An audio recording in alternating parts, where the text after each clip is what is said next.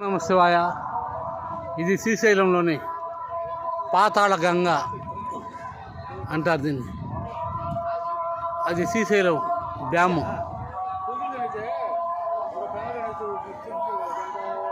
ఈ లైట్లు కనిపడేది సున్ని పెంట అంటారు దాన్ని.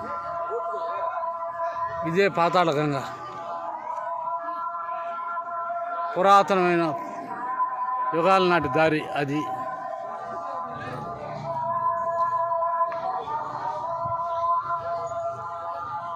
ఇది 600 సంవత్సరాల క్రితం నిర్మించిన దారి.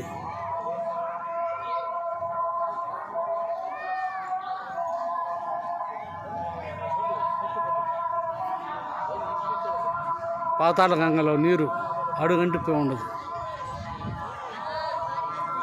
నైరుతి ఋతుపవనాలు వచ్చి కర్ణాటకలో, మహారాష్ట్రలో వానలు పడింది. ఇక్కడ నీళ్లు రావండి.